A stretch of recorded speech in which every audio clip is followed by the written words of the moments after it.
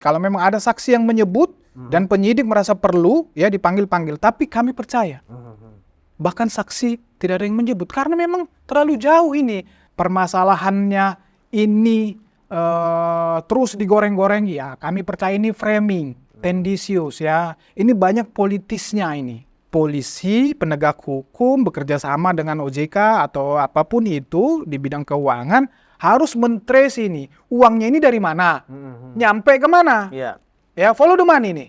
Ya, harus. Pasti dapat dong. Siapa ini bandar-bandarnya? Mau 5, mau 1, mau berapa pun. Dan pasti dapat.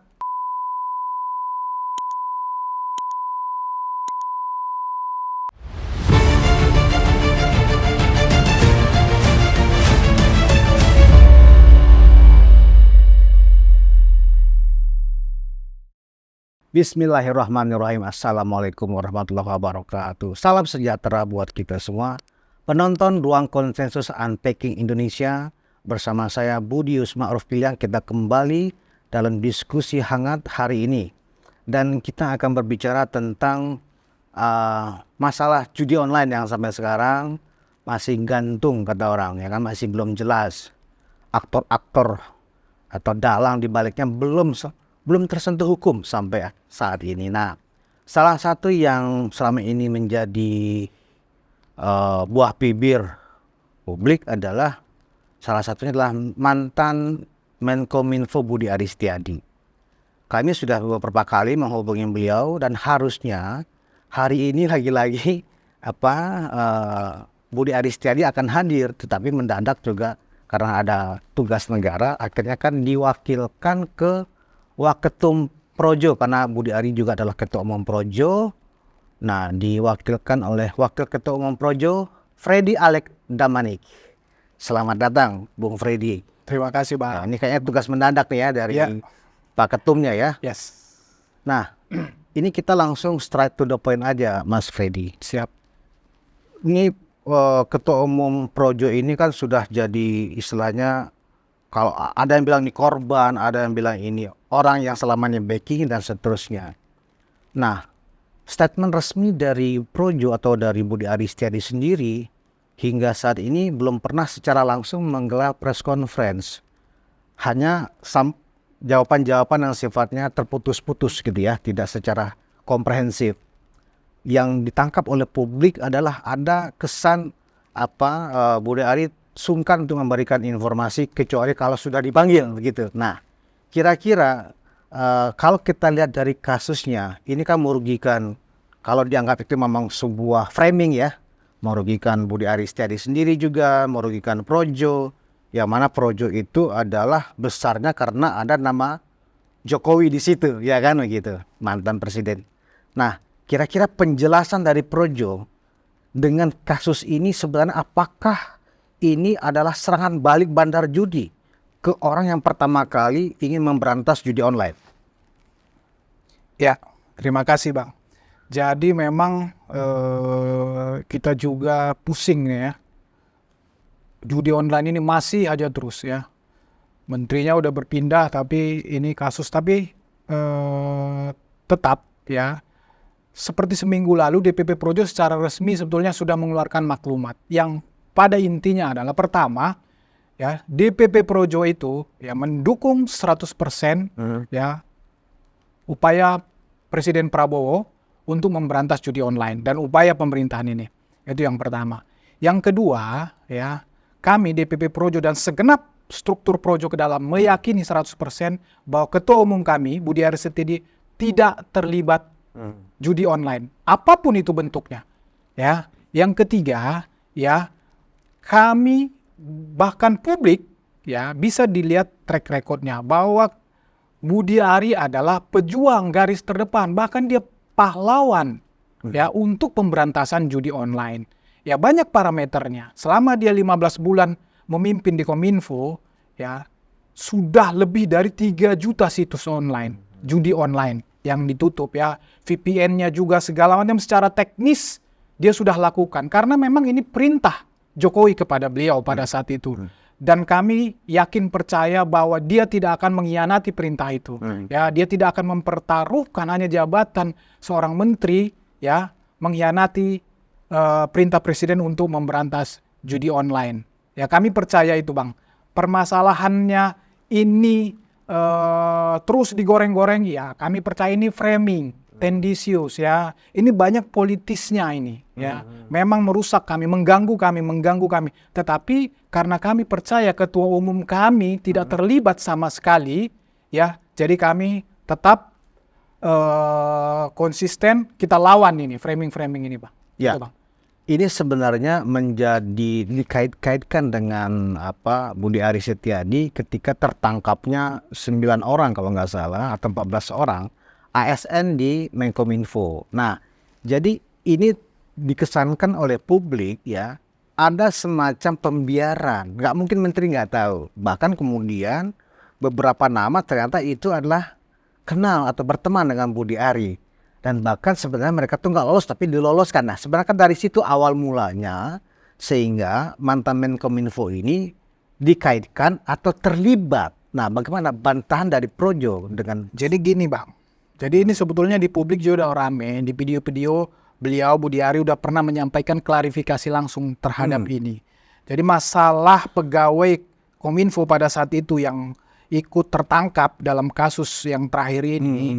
Jadi kan gini ya, di kementerian itu kan sebetulnya ada berapa layer ya. Ya, kalau yang tertangkap ini sebetulnya bisa dibilang layer keempat kelima lah. Ada dirjen, ada direktur, ada eselon 3, Ada kepala biro, ada direktur ya. Dan itulah. Jadi secara berjenjang saja ini sangat jauh. Itu yang pertama ya. Harusnya tidak mungkin ini tidak dibawa beliau langsung ya itu. Yang kedua, beliau itu tidak pernah mengeluarkan perintah baik lisan maupun resmi ya, tulisan bisa dicek, bisa diperiksa siapapun bahwa melakukan perlindungan terhadap jangankan 1000 ya, yang menyebar itu kan 1000 katanya, jangan satu situs judi online saja ya yang ada yang menyaksikan membuktikan bahwa beliau perintah melindungi ya, ini tidak mungkin, tidak ada ini sama sekali ya. Jadi ini semata-mata hanya framing.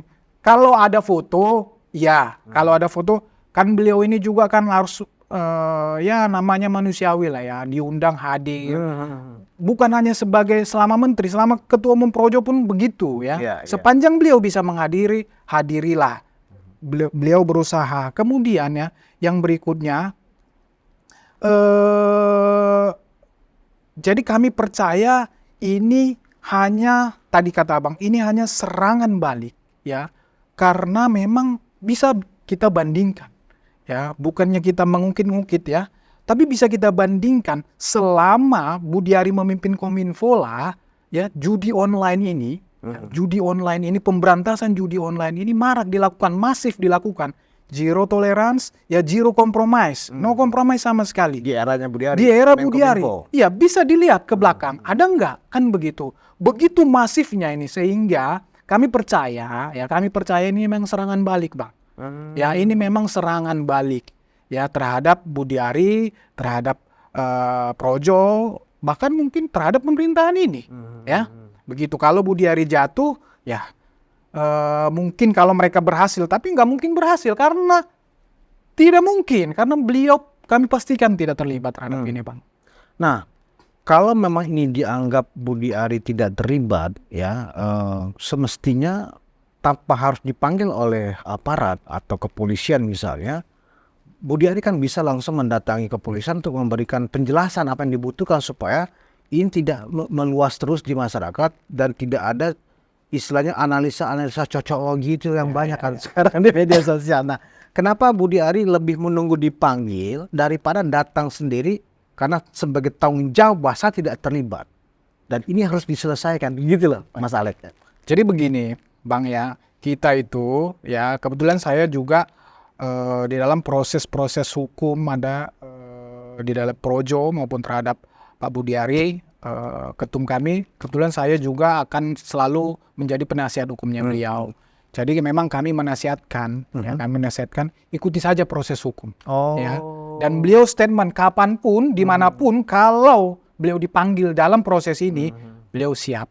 Ya, kami memang menyarankan ikuti saja proses hukum, karena ini terlalu jauh. Ini hanya cocokologi semua dikait-kaitkan. Jadi cukup bagi kami hanya mengklarifikasi. Karena ini kan permainan framing di medsos, cukup bagi kami sementara ini hanya mengklarifikasi di media, di medsos. Hanya itu yang sementara ini kami lakukan. Tetapi kami pastikan kalau dipanggil, beliau pasti hadir.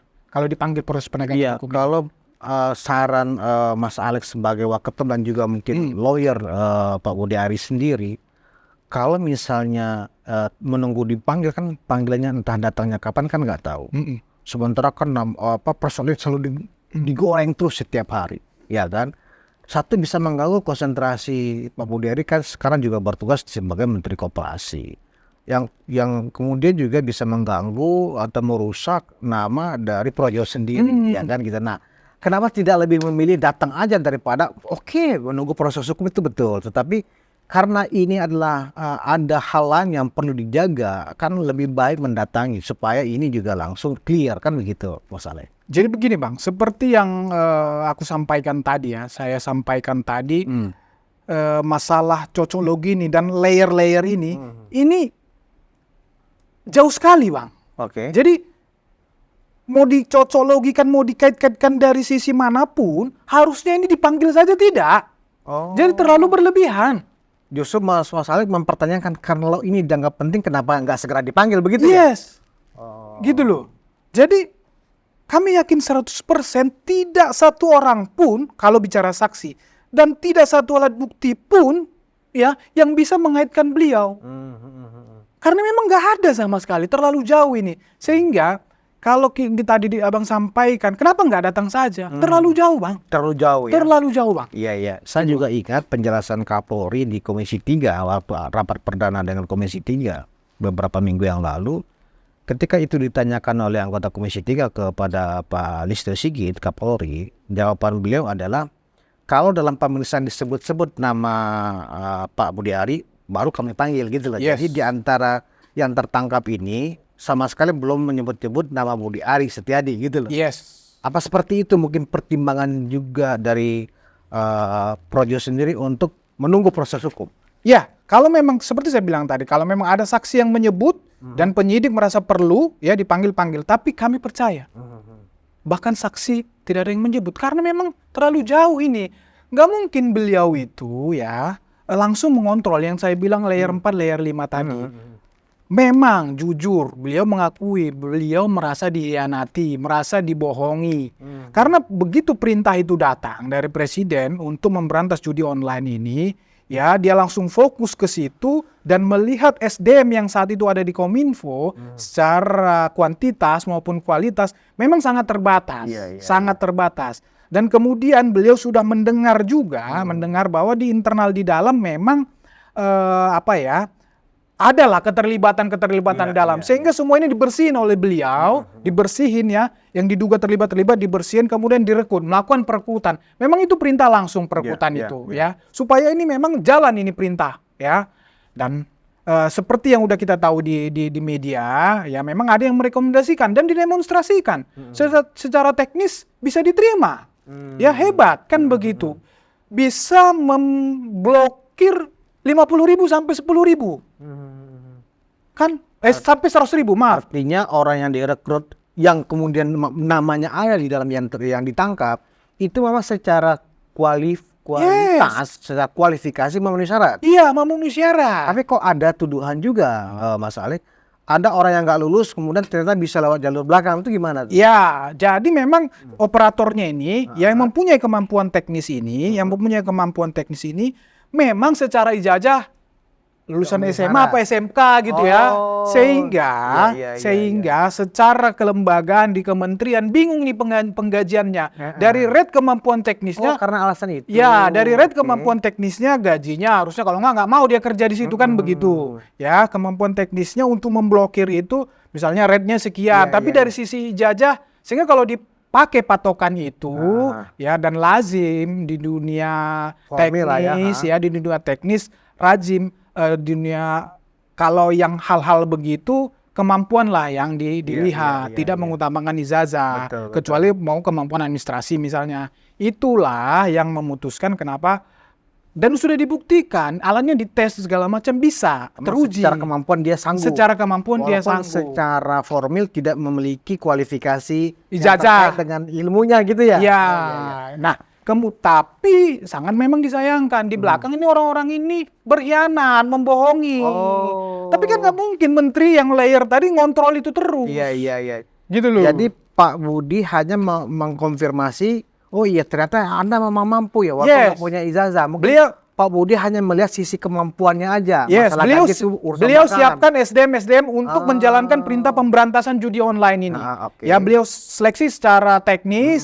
Oke, ada teman yang merekomendasikan, diuji, lolos, oke, kemudian jalankan. Di belakang berkhianat.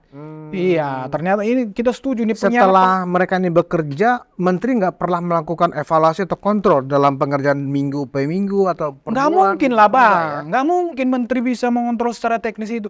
Yang dia itu kan laporan saja, Bang. Oke, per hari sekian puluh ribu, per hari sekian, sukses ini kan. Ternyata belakangan ketahuan 1.000 diamanin, mereka punya kantor satelit di Bekasi, ya kan. Nah, nggak mungkin day to day.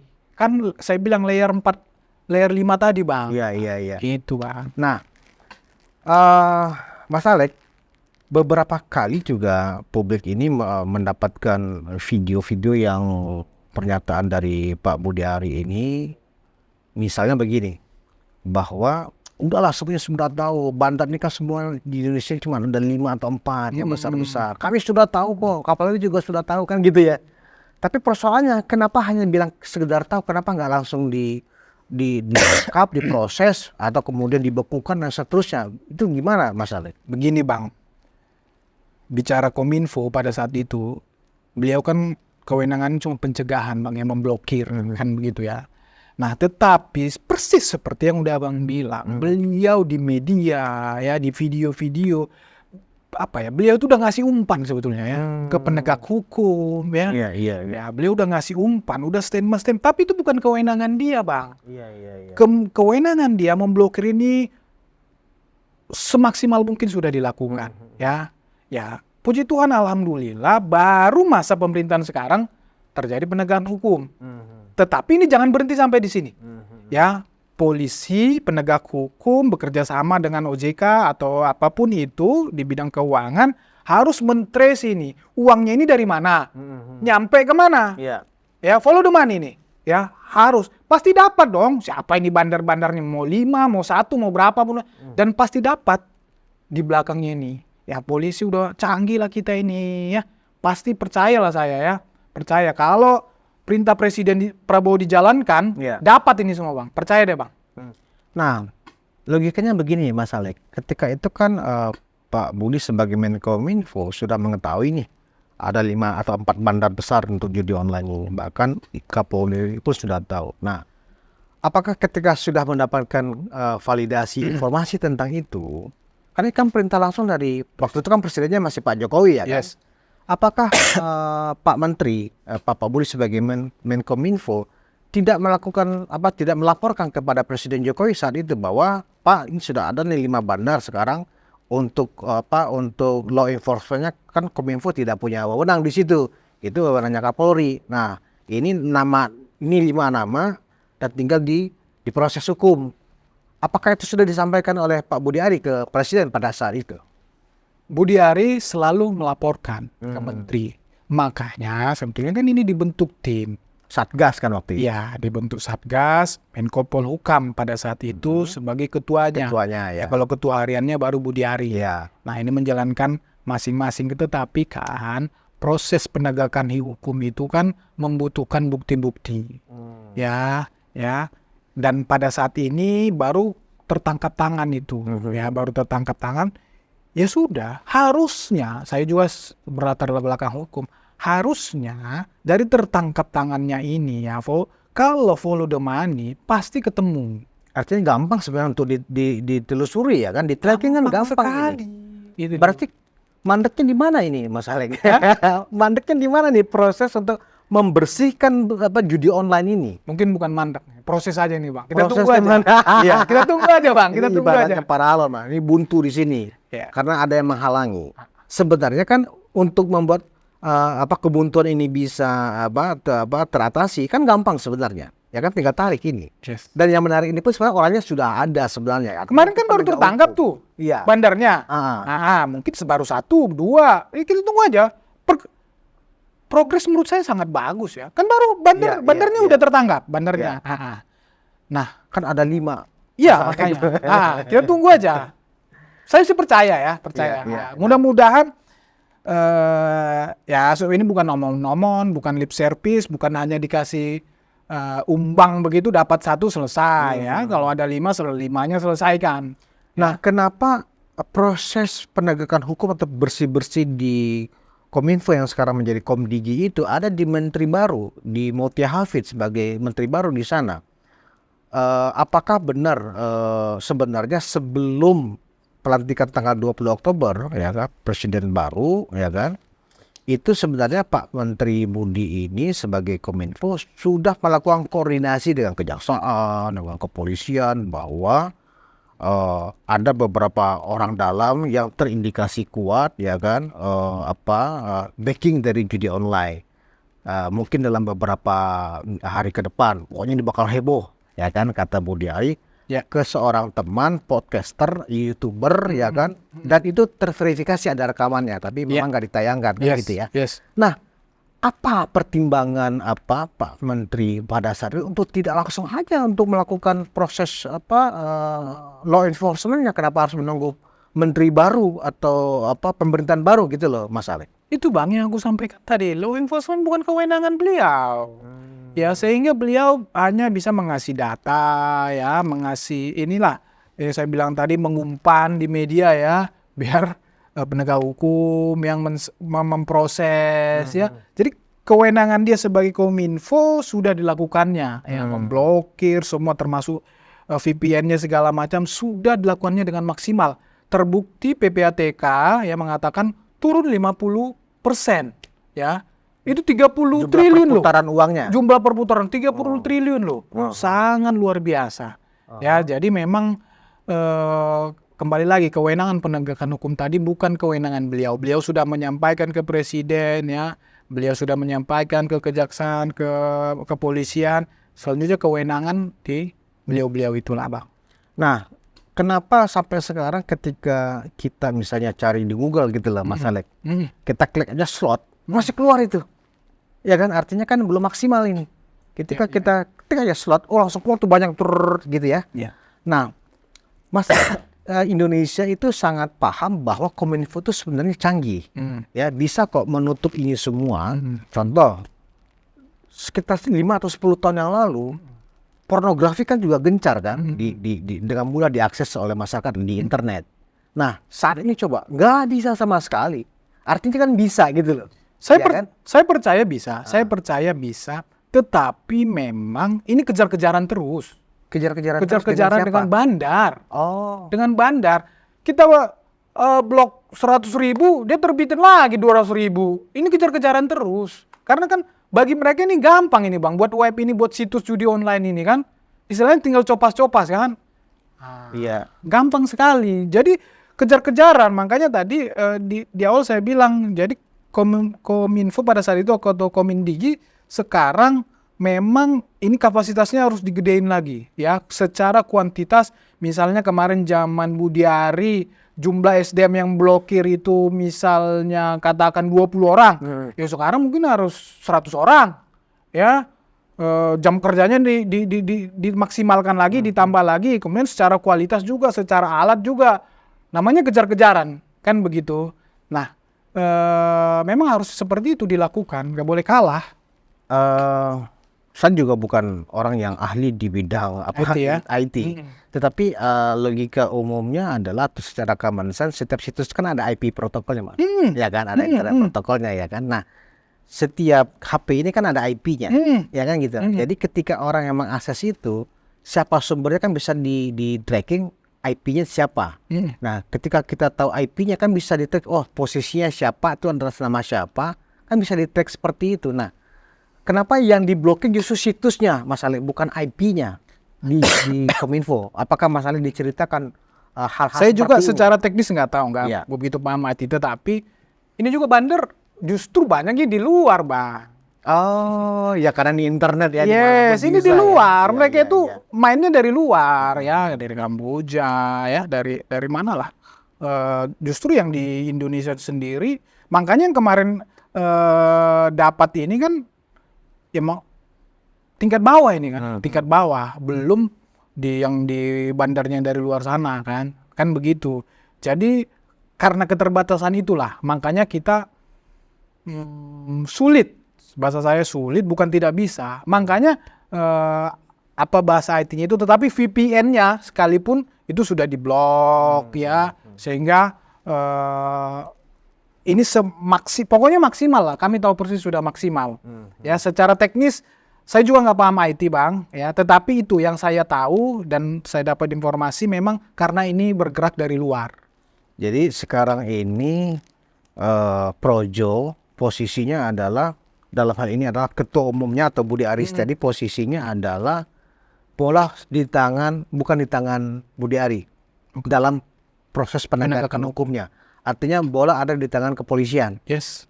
Artinya kepolisian itu kepalanya adalah Kapolri. Berarti bola di tangan Kapolri.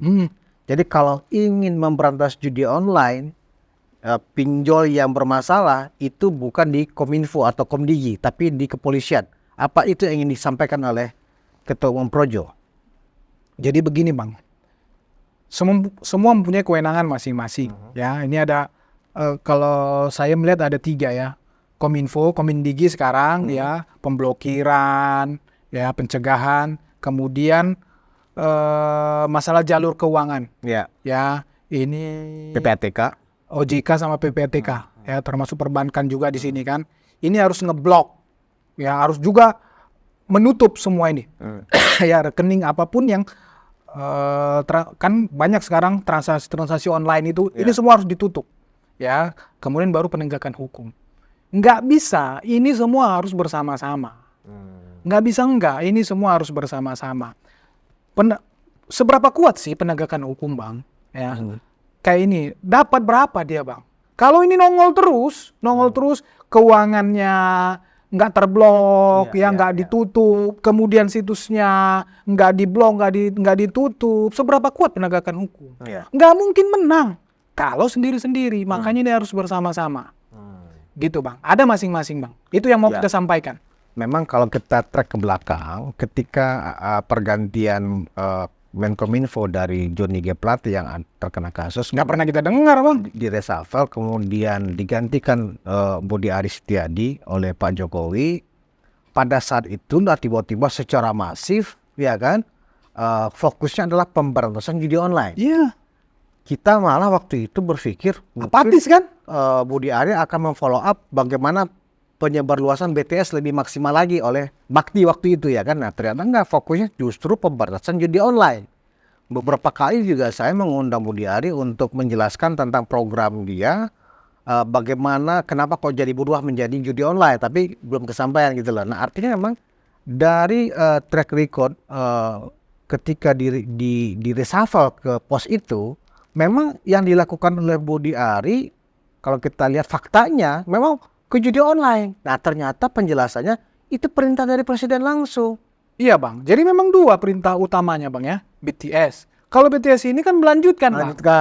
Melanjutkan yang belum lah, ya. Ini kan on progress semua ini, Bang. Jadi ya tinggal melanjutkan lah, tinggal pressure. Nah kalau judi online ini, makanya kami bilang dia ini garda terdepan, memulai kemudian masif zero tolerance ya.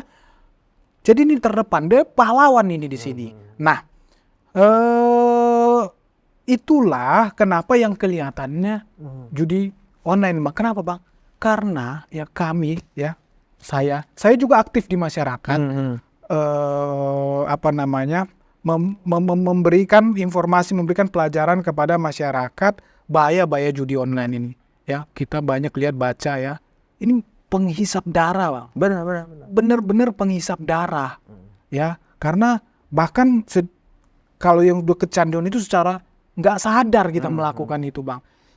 Karena itulah, Bang, makanya Budi Ari ya seperti tagline kita, Bang. Projo, setia di garis rakyat. Sangat fokus ini. Projo juga ya ya 100% mendukung pemberantasan ini sampai sekarang.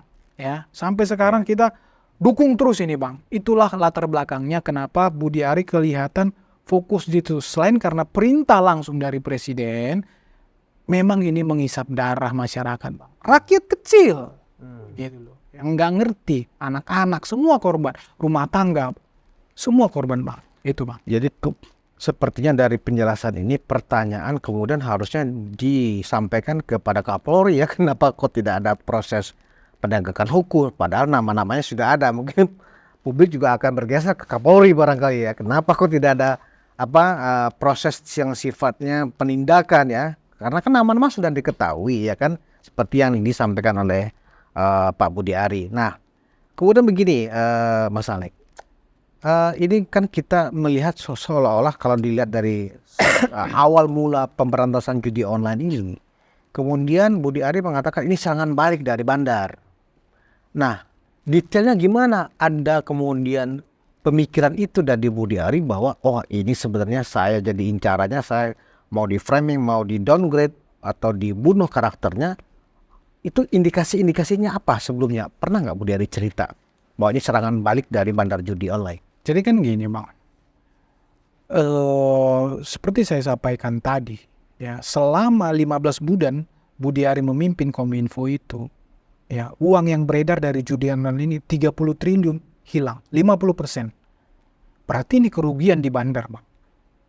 Kalau ini terus berlanjut, ya kalau ini masif terus seperti ini, artinya bisa kehilangan kehilangan rezeki lah mungkin orang-orang itu. Nah, sehingga perlawanan ini melalui segala lini dilakukan kepada Budi Ari, termasuk framing ini, ya. Kalau secara politis, ya Bang, ini kami percaya memang dikait-kaitkan, ya dikait-kaitkan. Misalnya, contoh begini, menjadi nggak make sense sebetulnya. Misalnya di medsos itu ya keluar misalnya dinyatakan padahal nggak nyambung loh, misalnya dinyatakan itu projo itu Bang, pro judi online ya. Iya. Nah, kan ini seperti itu. Kemudian jangan dukung calon gubernur yang didukung oleh pro judi online.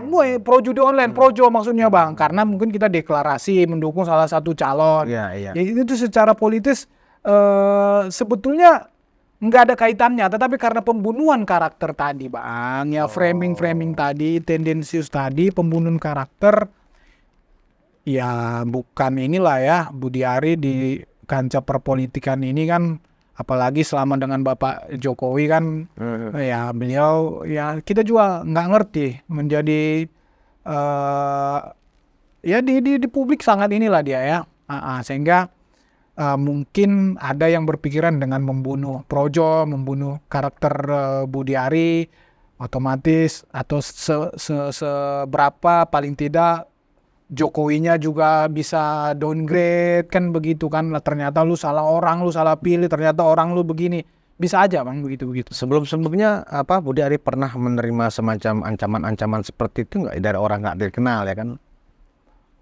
Sewaktu masih Menkominfo dan sedang agresifnya memberantas judi online ini, pernah nggak mendapat bercerita ke teman-teman di Projo, wah gila nih, kayak sudah ada serangan balik ke gue nih, misalnya seperti itu, ingat nggak? Saya nggak tahu persis ya Bang ya, saya lupa. Kalau secara ancaman seperti itu, ancaman fisik atau ancaman apa ke Budi Ari, sepertinya nggak ada. Sepertinya nggak ada. Hanya kalau omongan dari teman-teman ini segala macam, gila lu bro, lu ngelakuin begini, lu bisa di serangan balik, lu bisa dihajar lu sama bandar, bisa habis lu, lawan lu mafia semua ini yang begitulah. Tetapi secara langsung, karena ini kan nggak mungkin mereka, ini kan dari ini semua Bang, ya bukan ini Bang, bukan omongan ini lagi, baik melalui projo, melalui pertemanan, bandar-bandar ini masuk, itu bukan hal-hal itu lagi, biasa itu Bang. Karena kalau dianggap ini serangan balik dari bandar judi online, rasa-rasanya itu bisa ya bisa enggak. Kenapa? Kalau saya sih bisa enggak. Hmm. Karena kan Budiari sudah tidak di Menkominfo, sudah nggak menteri di sana, ya kan gitu loh. Buat apa juga? Ya kan sekarang menteri baru di sana, belum tentu juga fokusnya akan pemberantasan judi online seperti yang sudah dilakukan oleh Budiari, ya kan. Nah, jadi lagi-lagi ya mungkin semuanya orang membela diri barangkali begitu ya, bahwa ini mungkin dianggap serangan balik daripada judi online. Kalau misalnya kecuali serangan itu bersifat pribadi, kan nggak ada serangan pribadi ternyata. Seperti yang diceritakan Mas Arief, nggak ada ancaman pribadi. Kalau di medsos banyak, Bang. Oh, banyak. Oh, misalnya dikait-kaitkan, misalnya ada yang ngorek-ngorek, pantesan aja harta kekayaannya segini, ya dari mana? Oh, Iya, jadi begitu. itu yang tadi Mas Arief bilang cocok logi itu. Iya. Padahal itu jauh sebelum jadi menteri udah sebegitu kan. Iya. Banyak lah yang dipaksa-paksakan, Bang. Begitu. Nah, kalau ada framing juga nih, saya bukan menyebutnya sebagai tuduhan ya, anggapnya sebagai framing ya. Konon katanya kan Projo ini menjadi partai politik maksudnya, dan untuk menjadi partai politik kan butuh dana besar. Makanya ini kemudian digarap oleh ketum Projonya pada saat menjadi Menkominfo di sana. Nah, itu gimana itu Mas Alik? Masalah Projo jadi partai, kami DPP Projo udah sepakat bahwa ini menyerahkan semua ke kader yang di bawah. Ya, bagaimana nanti di Kongres kalau mereka mengarahkan atau minta Projo di partai, kami akan godok itu. Tetapi yang utamanya juga, terus terang sampai sekarang kami belum dapat arahan dari Pak Jokowi. Ya, tentu ini akan kami sampaikan ke bawah. Walaupun sejauh ini udah kami sampaikan, belum ada arahan ya untuk jadi partai. Jadi nggak ada lah itu framing seperti itu. Kami aja belum memutuskan mau jadi partai apa bukan, Bang. Ya, baik arahan dari Pak Jokowi maupun kalau suara-suara ada banyak, bahkan banyak lah, banyak kader-kader di bawah, di PC, DPD, ayolah kita jadi partai kan, toh gerakan kita selama ini gerakan politik, wajar-wajar saja. Tetapi kan memang faktor pendanaan untuk mendirikan partai termasuk hal yang utama, tetapi di atas segalanya itu kami melihat dua tadi. Pertama, arahan dari Pak Jokowi sampai saat ini belum ada. Yang kedua, memang kami sendiri belum kongres, belum ada untuk pembicaraan ke situ, masih omon-omon lah gitu lah, Bang. Atau arah untuk menjadikan Projo itu partai mungkin karena belum ada kepastian sumber dananya barangkali, dan ketika sumber dananya ini ternyata udah dibongkar dan akhirnya nggak jadi apa seperti itu. Bukan, Bang. Saya jadi terpengaruh cocok logi juga nih. Nah, saya ini kan wakil ketua umum. Iya. Dan salah satu orang yang terlama di Projo ini. Saya tahu persis kan begitu. Dan dari awal, jujur ini, dari awal saya termasuk orang yang mendorong ini barang jadi partai. Organisasi ini dari semua teman-teman itu tahu. Tetapi terus terang, memang uang penting, dana penting, sangat penting. Tetapi bukan itu yang utama bagi Projo untuk jadi partai. Restu dari Pak Jokowi. Itu yang kami tunggu dari dulu. Iya. Nah, itu yang kami tunggu dari dulu. Setelah ada restu baru, nanti ini dari bawah ketemu. Nah, kami percaya kalau udah restu Pak Jokowi ini aliran dana, banyak orang yang baik, Bang. Kan begitu. Tetapi restu itu sampai sekarang belum ada. Bukan berharap dari sumber-sumber uang yang nggak legal seperti ini ya. Enggak lah, Bang. Enggak. Jauh lah kita dari situ-situ, nggak ada. Nah, sejak 20 Oktober 2024 kemarin itu, apakah Projo atau DPP Projo pernah bertemu lagi dengan Pak Jokowi untuk sekedar membicarakan masa depan Projo atau juga mungkin terkait dengan rencana pendirian partai ini, Mas Alik? Setelah 20 Oktober, Ketua Umum kami, Sekjen dan Bendung panel beberapa kali ketemu Pak Jokowi, ngobrol-ngobrol, bicara bagaimana Projo ini ke depan, ya. Yang pasti ke depan kami akan melakukan kongres. Itu saja yang sudah restui oleh Pak. Kapan rencananya, Mas? Bulan Desember 2024? Ya, 2024 ini. Nah, seperti saya bilang tadi, masalah jadi partai sampai sekarang belum ada arahan. Kalau ketemu udah ketemu. Jadi Pasca dari Pak 20. Jokowi juga belum ada arahan. Belum, pasca 20 udah ketemu. Tapi cuman sudah disampaikan bahwa sudah, dari bawah ada keinginan untuk membentuk sudah, partai. tapi belum ada arahan. Oh, oke. Gitu loh. Ya Pak Jokowi sih secara diplomatis di media bilang ya itu terserah Projo kan begitu. Tapi kami Projo ini sebagai organnya beliau harus Iya. harus ada perintah, tanda kutip harus ada arahan dari beliau Karena baru kan Pak kami. Jokowi masih ketua dan pembina ya, Yes, kalau nggak salah ya. iya resmi di Kumham beliau ketua Dewan Pembina kan begitu. Nah, ketika ribut-ribut ini, apa pernah Budi Ari ditelepon oleh Pak Jokowi supaya ini segera diselesaikan karena kan membawa-bawa atau terkait-kait kemudian ke Projo nih, kesinggung-singgung, keseret-seret. Nah, Projo itu kan pakai nama saya. Nah, ada nggak teguran seperti itu atau ada arahan seperti itu dari Pak Jokowi? Jujur Bang, saya belum tahu. Oh, Jujur belum. aku belum tahu apakah beliau sudah ada dihubungin Pak Jokowi perihal viralnya kasus judi online ini belakangan. Belum. Oh, belum Tapi aku tahu. penasaran, nanti aku tanya. Karena kan tentu ya kan, ya banyak sekali memang kita mendengar analisa-analisa cocologi itu, ya kan. Bahkan misalnya begini, kedatangan misalnya ya, kedatangan Pak Prabowo ke Solo sekitar 2 minggu lalu, ya kan, setelah dari Merauke ke Pak Jokowi, konon katanya itu salah satu membicarakan masalah mau membongkar judi online segala, seperti itu, dan Pak Jokowi katanya ya udah bongkar aja Pak, seperti itu. Nah, informasi itu memang tidak bisa dipertanggungjawabkan, tetapi menjadi renyah dan dikonsumsi oleh publik. Persoalannya kan di sana Mas Alek. Siapa yang memfilter itu, ya kan? Nah, sebenarnya komitmen dari Pak Prabowo, ya kan, dari awal kan sudah sangat jelas. Berantas korupsi, berantas judi online, kan begitu. Nah, dan itu memang sudah dilakukan oleh Menkominfo Budi Ari sebelumnya, kan gitu. Nah, tetapi ketika Mendigi, ya kan, Mutia Hafid mengeluarkan pernyataan ada 10 orang atau 9 orang ASN di lingkungan Komdigi dan ditahan, baru kemudian menjadi rame, ya kan. Nah, pertanyaannya adalah apa ini jangan-jangan antara Mutia Hafid dengan Budi Ari ada perselisihan politik, seolah-olah seperti itu juga. Padahal kan nggak mungkin, kan ini satu koalisi, ya kan. Nah, apakah isu-isu ini bisa dikonfirmasi itu, Mas Alek? Jadi Sebenarnya antara Mutia Hafid dengan Budi Ari jangan-jangan saingan ini, gitu kan, saling mematikan. Jadi gini Bang, masalah penangkapan ini, masalah pengungkapan ini, proses penegakan hukum ini, kami percaya ini hanya masalah waktu. Ya, apakah kemarin di zaman Budi Ari belum terjadi, sekarang terjadi di zaman Mutia Hafid, ya.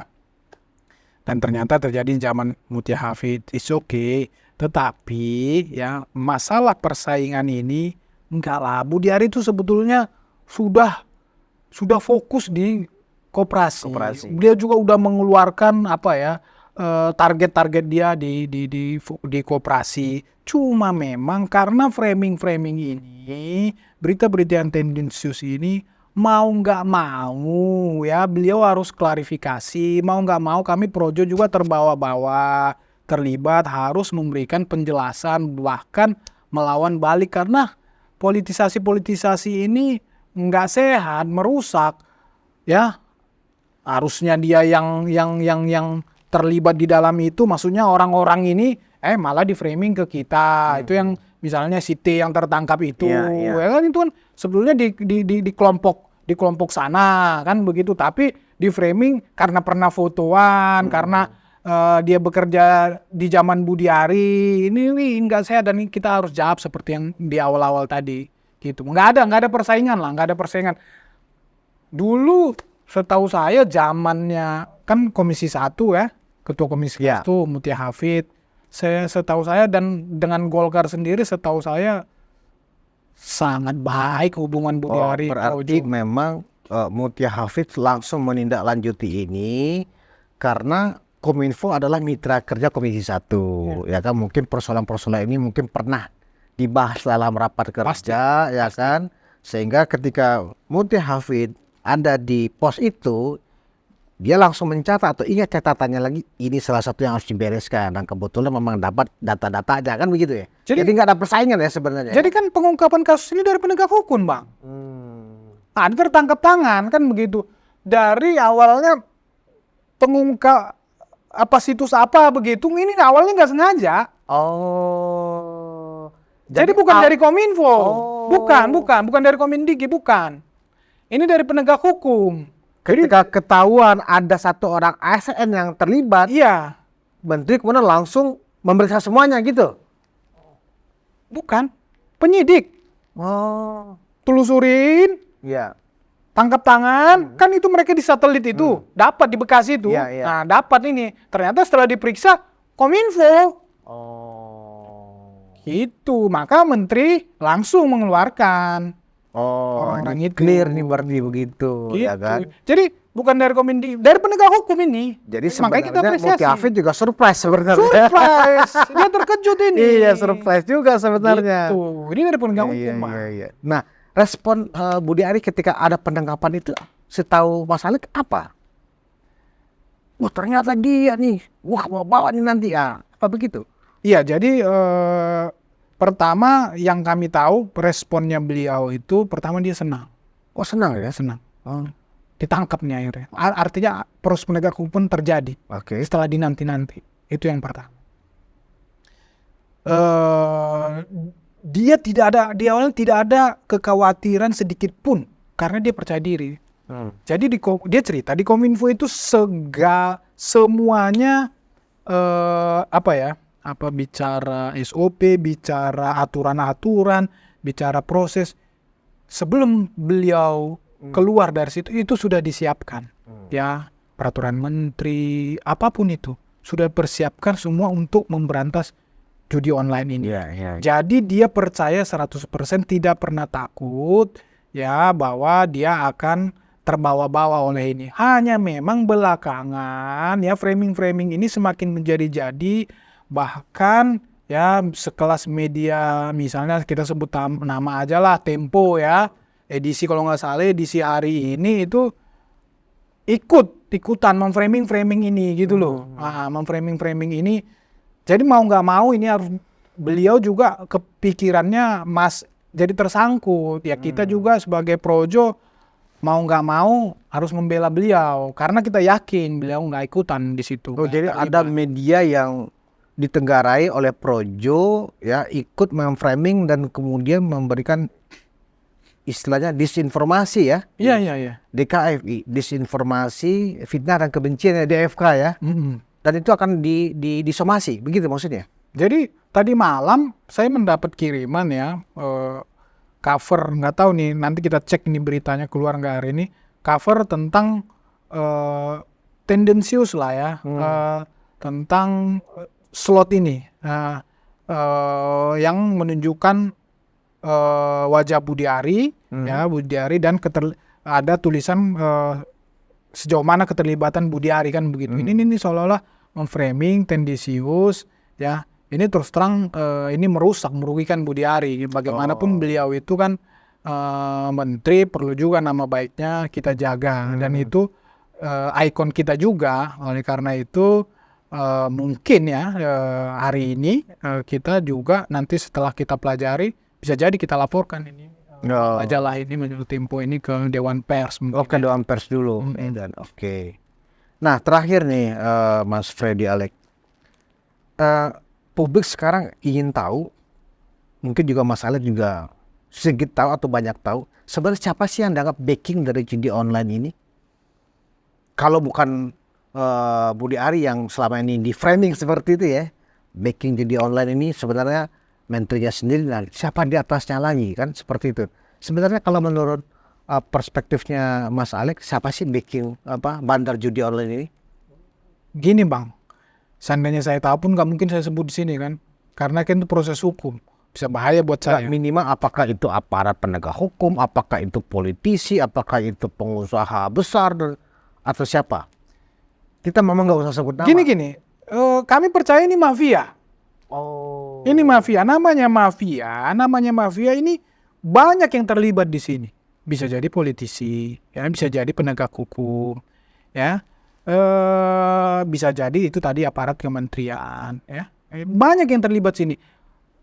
Yang pasti di belakangnya kan bandar-bandar ini, ya, baik bandar di lokal maupun dari luar. Nah, makanya saya bilang tadi ini harus diberantas secara bersama-sama. Tapi kita senang. Kapolri di Komisi 3 kemarin kan udah keras ya statementnya. Kalau saya terlibat, hari ini juga berhenti. Kalau aparat saya yang terlibat, hari ini juga saya berhentikan, kan begitu. Ya, kita percaya itulah. Ya, kita lihat aja nih ke depan. Karena ini perintah langsung dari Pak Prabowo. Kan malu juga kan Pak Prabowo kalau perintah ini tidak deliver kan, tidak terlaksana. Saya sih percaya, optimis ya Bang ya, penegakan hukum terhadap judi online ini. Jadi semuanya sekarang tidak ada kata mundur untuk memberantas dan menangkap para bandar judi online. Siapapun backingnya. Siapapun backingnya.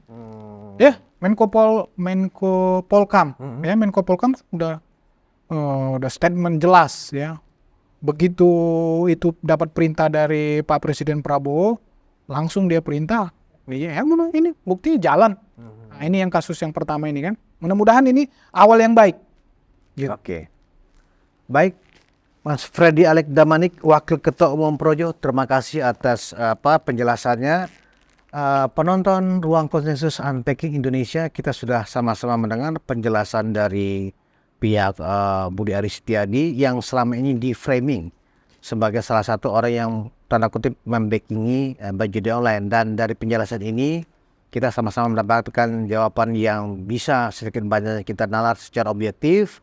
Dan manakala ada pihak-pihak yang melakukan disinformasi, fitnah dan kebencian, pihak Projo sendiri sebagai lembaga tempat bernaungnya Budi Aris tadi akan melakukan tindakan dan proses hukum sesuai aturan yang berlaku. Kira-kira begitu ya? Siap, Mas betul. Alek ya? Betul. Terima kasih. Wassalamualaikum warahmatullahi wabarakatuh. Kita ketemu di episode berikutnya.